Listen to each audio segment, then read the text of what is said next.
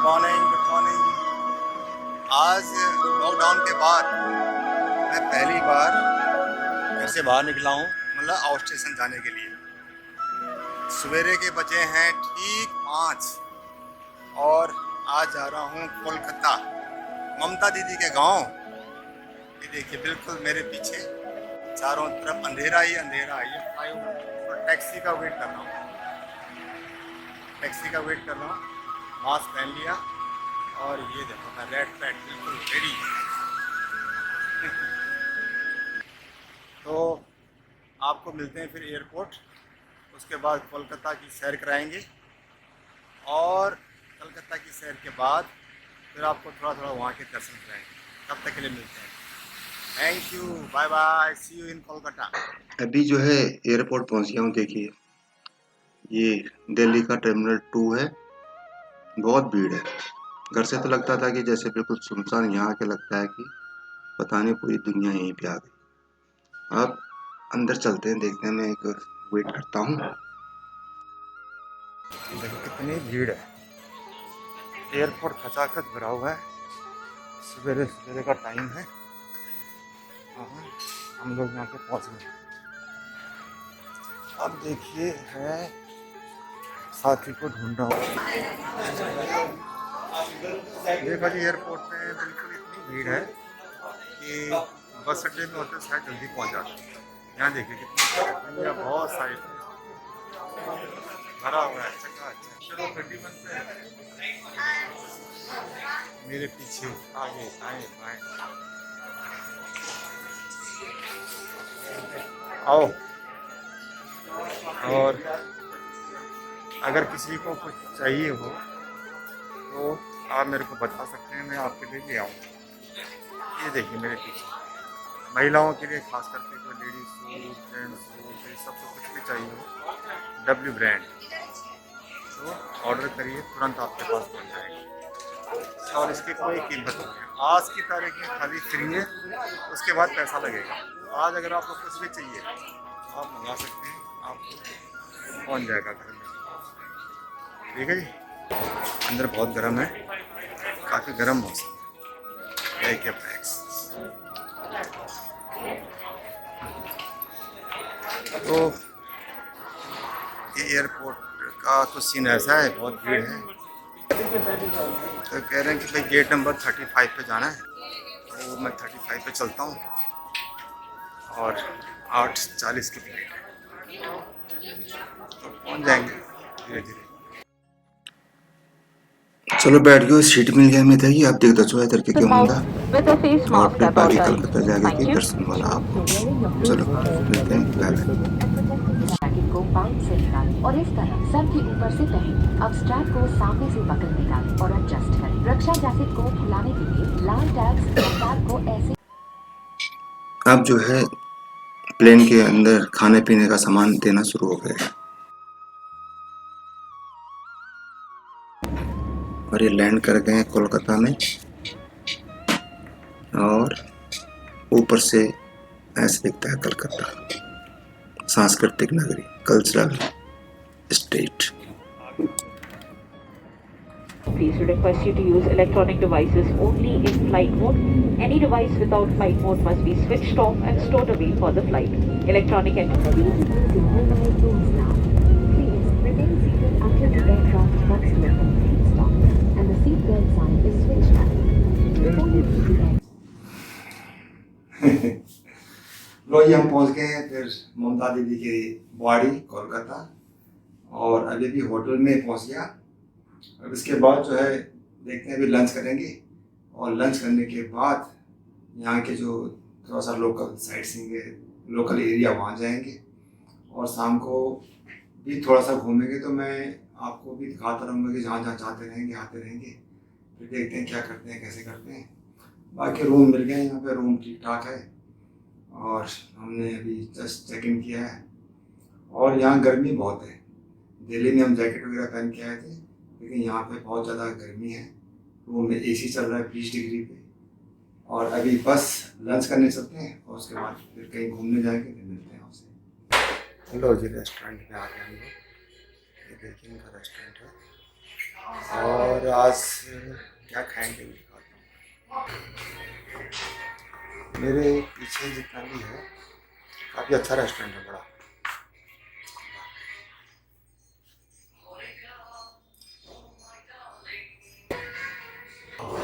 ठीक है, तो ये देखिए पनीर वाले सब बाद मिलते हैं, और फिर उसके बाद हम घूमने जाएंगे, तो फिर आपके साथ फिर दोबारा से मिलते हैं। तब तक के लिए आप भी इंजॉय करिए।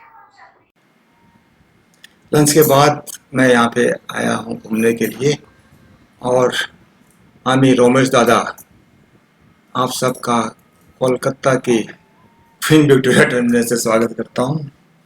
हैं, आमी भालो आछी, तुम केमन आछी? भाई अब कि सब ठीक है। अब आपको यहाँ का थोड़ा सा दर्शन कराएंगे, उसके बाद देखते हैं क्या क्या हुआ, कैसे हुआ, क्या चल रहा है यहाँ पे। गर्मी है, देखिए टी शर्ट पहन ली मैंने, मास्क उतार लिया, कान में भी पहन लिया। बैकग्राउंड में जो दिखाई दे रहा है ये है क्वीन विक्टोरिया का चारों तरफ का एरिया, सुंदर, बहुत काफ़ी स्पेस में फैला हुआ है चारों तरफ, बिल्कुल घने घने पेड़, ट्रिक्स, ऐसा लग रहा था मानो इंडिया गेट जैसा दिल्ली का, वैसे यहाँ का विक्टोरिया। फर्क दोनों में ये है कि यहाँ पे बहुत बड़ा है, दिल्ली का थोड़ा छोटा है, बाकी है। ये देखिए एक बारी में आपको विक्टोरिया मेमोरियल का पूरा व्यू दिखा देता हूँ। बहुत बड़ा एरिया है, कई एकड़ में फैला हुआ चारों तरफ से। ये देखिए बहुत बड़ा, जैसे दिल्ली में इंडिया गेट है वैसे यहाँ विक्टोरिया मेमोरियल का जो ग्राउंड है इंडिया गेट के मान के चलिए आप उसे 10 गुना ज़्यादा बड़ा है। बहुत ह्यूज, बहुत बड़ा, बहुत ही ज़्यादा बड़ा। तो लोग यहाँ पिकनिक मनाने आते हैं, जैसे हम दिल्ली वाले इंडिया गेट जाते हैं, यहाँ के लोग यहाँ पे आते हैं। और मेरे पीछे कई लोग घूमने आ रखे हैं, और मैं आपको अब दिखाता हूँ कि कितना बड़ा एरिया है ये, बहुत बड़ा है ना, काफ़ी लंबा, काफ़ी बड़ा, काफ़ी लोग यहाँ फोटोग्राफी करते हैं। और सामने बिल्कुल विक्टोरिया टर्मिनल। अरे बाप रे बाप पूरी बाबा एठा की, अरे मैंने कुछ देखा, मैं आपको दिखाता हूँ। देखिए मेरे पीछे क्वीन मेमोरी, ये है मैडम क्वीन, ये आपको दिख रहा है मेरे पीछे,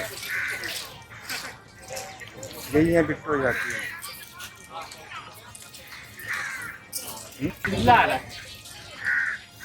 का देखिए पूरा, ये है ना क्वीन विक्टोरिया। वाह वाह वाह, इन्हीं के नाम से ये जो विक्टोरिया मेमोरियल है बना हुआ है अंग्रेज़ों के ज़माने का। ये इनका सिंहासन। एक बार मैं आपको फिर से नज़दीक से दिखा देता हूँ। ये है क्वीन विक्टोरिया मेमोरियल भवन।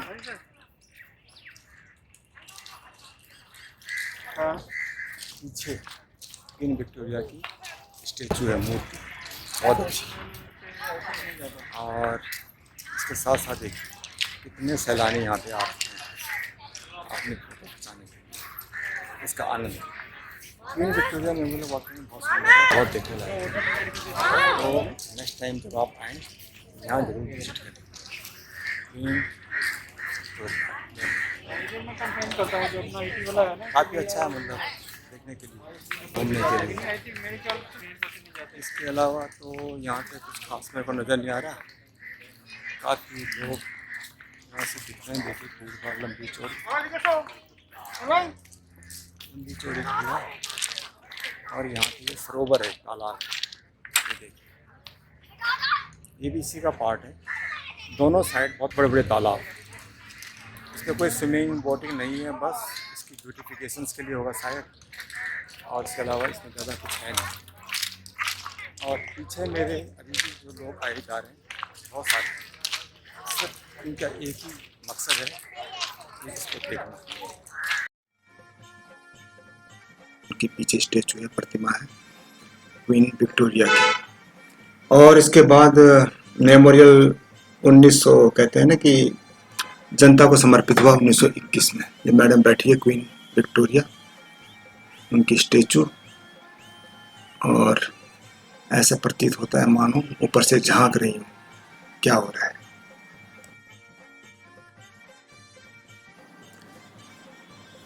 1901 में जब रानी विक्टोरिया की मृत्यु हो गई तो फिर 1905 में जो उस टाइम लॉर्ड कर्जन थे उन्होंने सोचा कि चलो विक्टोरिया मैडम की जो वहाँ की क्वीन थी मेमोरी के लिए केक बनाया जाए, एक मेमोरियल बनाया जाए।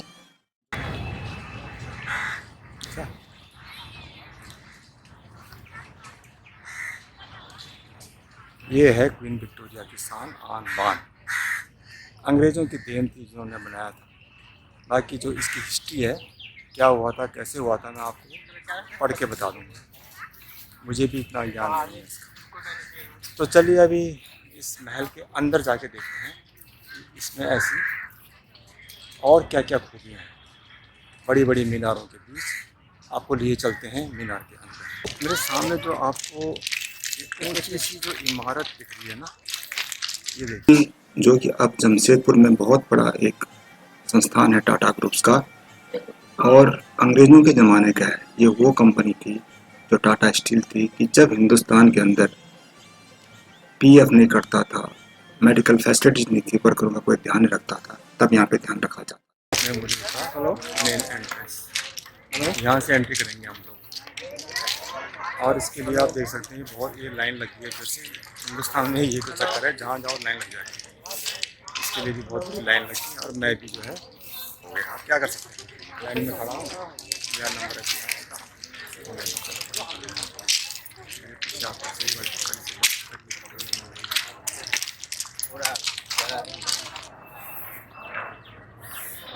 कुछ याद आया इसको देख के? ये तोपें याद दिलाती हैं अंग्रेज़ों की जो हिंदुस्तानियों के ऊपर अत्याचार। ये वही तोपें जो विक्टोरिया मेमोरियल में रखी गई हैं और आज भी हमें रह रह के याद दिला रही हैं। यही वो तोपें थी जो कभी गरजी होंगी हिंदुस्तानियों के ऊपर, अंग्रेज़ों की।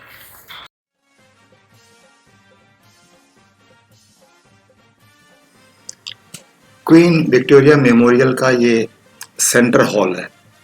ये देखिए नेताजी सुभाष चंद्र बोस की ज़माने की फ़ोटो है। अब इसको एक म्यूजियम बना दिया गया है यहाँ पे, जहाँ चारों तरफ नेताजी, उनसे संबंधित जो उन्होंने आंदोलन करे देश हित के लिए, आज़ाद हिंद फौज के टाइम के से नेताजी की तस्वीरें की है। और हॉल, ये जो क्वीन विक्टोरिया टर्मिनस जो बना, ऊपर से लेके नीचे तक बंगाली लोग जबरदस्त है कि हाँ लगता है कि किसी ने बनाया है।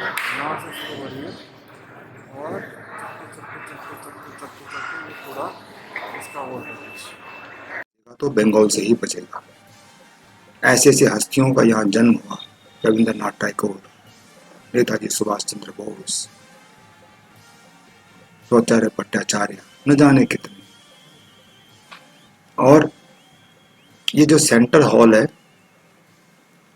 इसकी जो बनाया, जो विक्टोरिया वाला जो टर्म बनाया था अंग्रेजों ने जो बनवाया, ये खाली एक यादगार के तौर पर बनाया था। सिर्फ देखिए कितना उस टाइम खर्च किया। वो यूनिफॉर्म में जब नेताजी की जो एक सहपाठी थी उनकी थी। हॉल के बिल्कुल सामने ऐसे ऐसे इसके अंदर 3-4 हॉल है।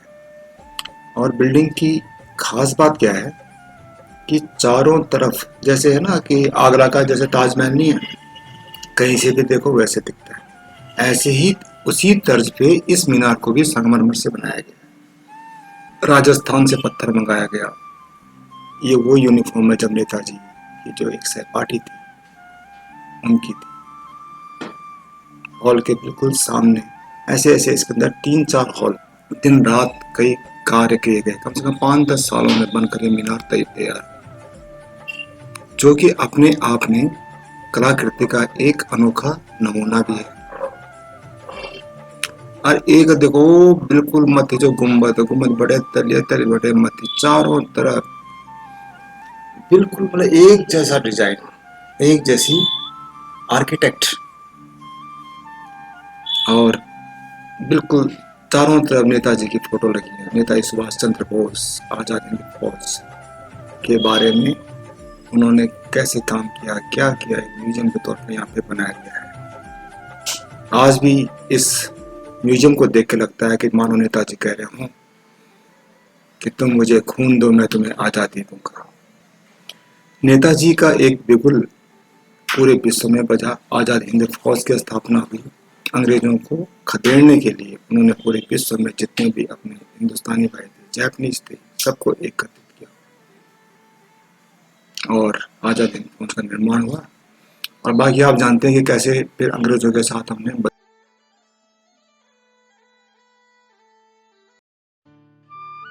Our war cry is on to Delhi, on to Delhi। Subhash ji तुम बढ़े चलो, हम तुम्हारे साथ हैं। इस हॉल में आने के बाद आज भी आपके रग रग में उसी प्रकार का एक जोश आता है जैसे कि उस टाइम आज़ाद हिंद फौज के टाइम हिंदुस्तानियों में रहा होगा।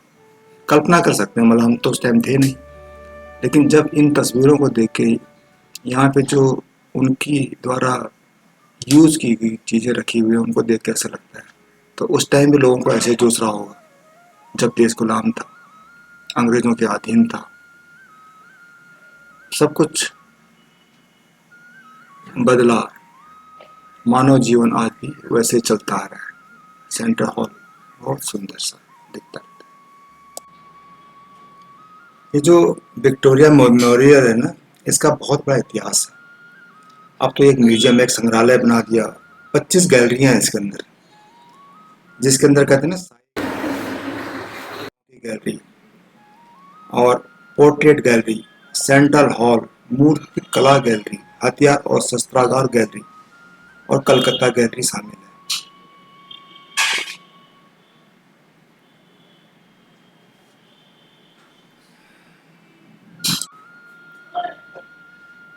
विक्टोरिया मेमोरियल की जो ऊंची ऊंची इमारतें बिल्कुल मार्बल से बनी हुई हैं। इसके चारों तरफ के जो बगीचे हैं 64 एकड़ में फैले हुए हैं और इनकी जो देखभाल रख रखाव के लिए कह रहे हैं कि भाई 21 बागवानों की टीम को सौंपा गया। मतलब कि 21 टीमें एक साथ काम करती हैं तब जाकर के मेंटेन होती हैं। गुंबद के चारों तरफ जो घास है या जो छोटे मोटे पेड़ पौधे हैं, मूर्तियां हैं, बागीचे हैं, इमारत का बाहरी हिस्सा, अंदर का हिस्सा, इन सब की देखभाल करने के लिए एक बहुत बड़ी टीम है। एक बहुत बड़ा अंदर ही अंदर एक एडमिनिस्ट्रेशन है। ऐसा नहीं कि अपने आप ही बिल्डिंग चमक रही है या इसके बगीचों में पेड़ पौधे अपने आप हो रहे हैं। दर्जनों टीमें, दर्जनों लोगों की यहाँ पे एफर्ट्स लगते हैं तब जाकर के इसको मेंटेन कर पाए, वरना ये ऐसे मेंटेन हो ही नहीं सकता था। और आज भी इसीलिए इसको उसी ढंग से मेंटेन करते हैं जैसे उस जमाने में होता था 1917 के आसपास। इस इमारत को जो है 1906 और 1921 के बीच में बनाया गया और विक्टोरिया जो मेमोरियल, जो महारानी विक्टोरिया थी, उनकी स्मृति को समर्पित किया गया। कहते हैं पंडित जो नेहरू थे, जवाहरलाल नेहरू रोड या चौरंगी रोड, मैं आपको दिखाना चाह रहा हूँ। ऊपर से ध्यान से देखिए, महारानी ऊपर से झांक रही है कि भाई सब ठीक ठाक व्यवस्था है कि नहीं है।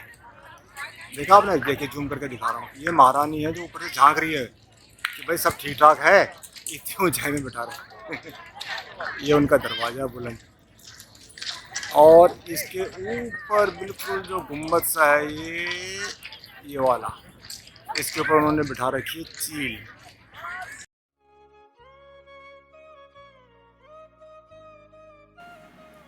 ये जो मेमोरियल बनाया था क्वीन मेमोरियल कोलकाता के अंदर, तो महारानी की स्मृति में बनाया था बेसिकली। जो 1901 में जब उनकी मृत्यु हो गई, 1906 से इसका निर्माण किया गया। क्वीन विक्टोरिया इंग्लैंड की रानी थी। इसी प्रकार बॉम्बे के अंदर विक्टोरिया टर्मिनस भी। तो देखिए अभी हेलीकॉप्टर यहाँ से गुजरा तो पक्षी देखिए सारे परेशान हो गए। एक हेलीकॉप्टर गुजरा तो सब पक्षी जो है यहाँ जो बैठे थे पेड़ पौधों में सब उड़ने लग गए। आपने अपने घोंसलों की तलाश कि 1912 में इसका अभी काम चल ही रहा था। निर्माण होने से पहले ही उस टाइम क्या था, जो किंग जॉर्ज थे, 5th कहते थे ना, किंग जॉर्ज पंचम, उन्होंने क्या किया कि इससे पहले कि कलकत्ता भारत की राजधानी थी, लेकिन उन्होंने क्या किया कि भारत की राजधानी को कलकत्ता से नई दिल्ली स्थानांतरण करने की घोषणा कर। तो जैसे तो आगे से था वैसे साइड से थी। हाँ हाँ, एक बार इस फव्वारे का भी आनंद लीजिए। ये भी बिल्कुल विक्टोरिया टर्मिनल के पीछे फव्वारा है और सुंदर संगीतमय हो रखा है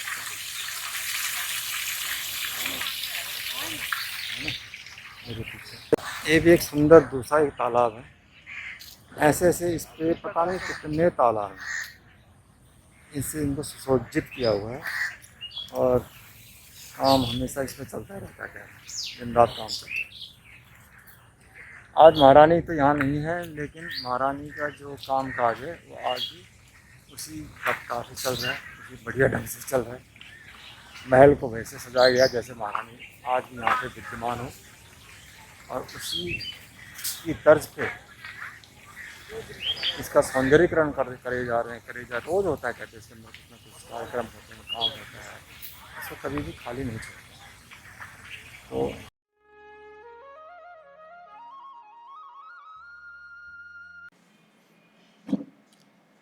विक्टोरिया बेबल में घूमते घूमते शाम ढल चुकी थी, बहुत थक गए क्योंकि इसके चारों तरफ बहुत बड़ा मैदान होता है। ये देखिए, नन्स हैं, मानव सेवा के लिए अपने आप को समर्पित कर रखा है। जीवन जीने का ये भी एक तरीका है। हरे भरे खुले मैदान, शाम का वक्त, और हम लोग काफ़ी थक गए थे। अब हम थक गए हैं और उसके बाद जो है शाम भी ढलने वाली है और म्यूजियम के बंद होने का समय भी हो गया। अब अगली जो वीडियो होगी उसमें मैं आपको ले चलूँगा अपना कालीघाट और बिरला मंदिर। तब तक के लिए आप लोग एंजॉय करते रहिए।